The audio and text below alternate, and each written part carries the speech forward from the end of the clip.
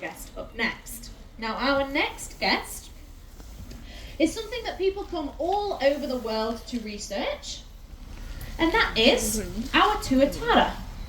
These guys are an ancient reptilian species. Oh, that's not going to last very long if we don't rewind that, so let's have a little...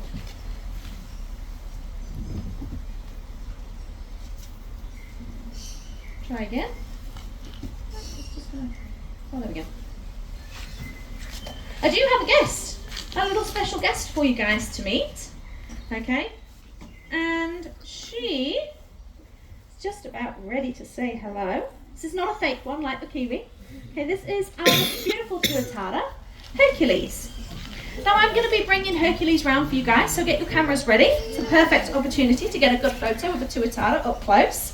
And while I bring her around, I'm going to be talking to you a little bit about some of the features that our tuatara have that you won't see on many other animals. Now, I did say reptile, but she's not in fact a lizard. You don't need to be shy this morning, Hercules. They don't want to see your bottom. Try this way, look.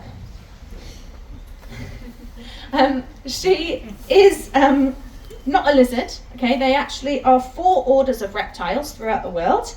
You have your snakes and lizards, you have your crocodiles and alligators, and then you have your turtles and tortoises, and then all on their own we have our tuatara. Okay, now the reason these are all on their own is because they do actually predate most things in the world.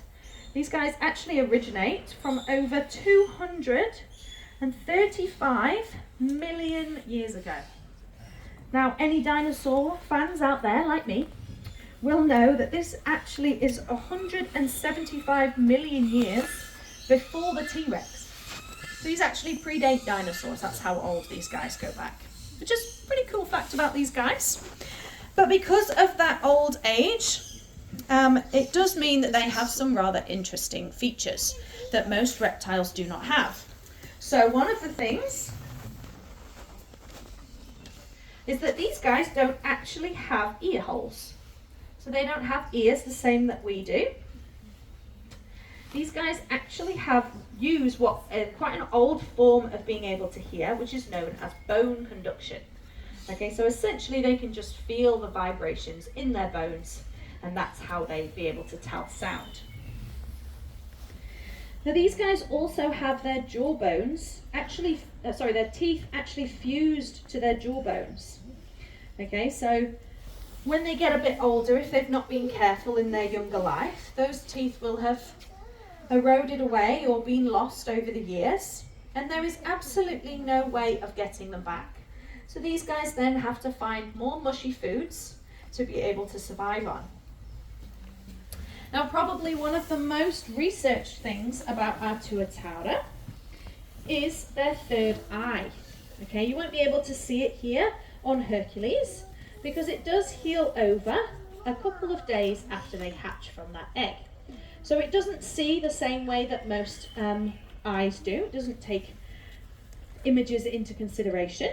We think that it's used to be able to sense light and shadows. So this is helpful for them to be able to tell whether it's daytime or nighttime, so they can come out and bask in the sun. It'll help them with being able to see if there are predators overhead, so it will detect the shadow of a bird flying overhead, and they can go and hide in their burrows there. But most importantly for our tuatara, it does actually tell us when they can, when it's winter. It tells the seasons. These guys have a very interesting habit of hibernating during the winter months. It's a form of hibernation known as torpor. They will slow their heart rate down to approximately 1 beat per minute, and they can take a breath every 10 minutes. Do we have some extra visitors on stage with us? Oh, fantastic timing. Those are our showgirls.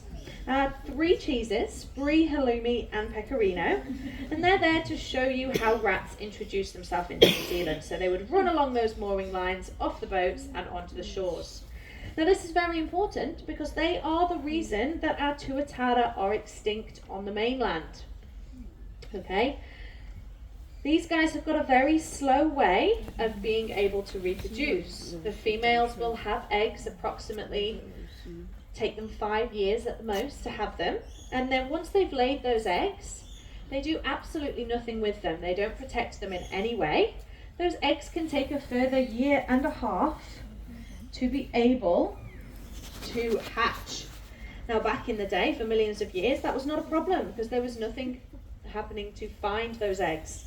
Unfortunately, we introduced those rats to New Zealand and they find it very easy to track down a nest of tuatara eggs, and they are delicious.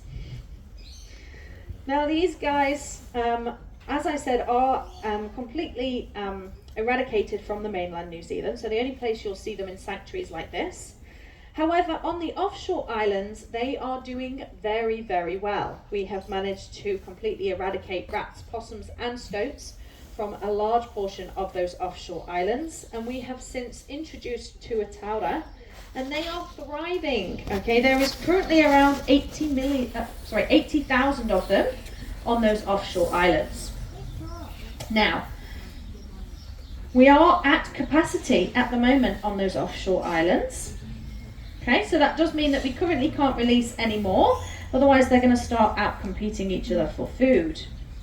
Okay, so we are currently holding a population here at the park, just in case anything does happen to those offshore islands, but also that when we are predator free here in the park, here in New Zealand, we can release these beautiful animals out onto the mainland as well. So that's why we have our own little population here on the mainland. Now, I have left probably my most interesting fact about the tuatara to last. Are you going to have a turn around? Come on then, let's turn that way. Probably our interesting fact about our tuatara to last, and that's how long they can live for. Because the answer to that question is, we actually have no idea. Okay, now you might think that's quite a simple thing to figure out, Chloe. Why is it taking so long to figure that out? That's because after the age of about 30, there is no way to be able to age a tuatara. These guys have little rings around their toes that grow every year up until the age of around 30. And after that, there's no way of aging them. So you have to be there from the moment that they hatch until the moment that they pass away. However, that might be more difficult than you'd think, because these guys keep outliving all of their researchers. The oldest tuatara that we have on record is approximately 135 years old. Okay, and he is still going strong. Okay, he entered the breeding program at about 110 and started having babies. He has since been removed from the breeding program because there's too many of him running around. And is now retired down in Invercargill. His name is Henry. He is basically worshipped like a god down there. They even have a bronze statue in Invercargill of him. So definitely head down and see him if you get the chance. Now I'm going to put this little wiggly bum back to bed. So let's have a bit of a round of applause for this beautiful lady. She did fantastic today.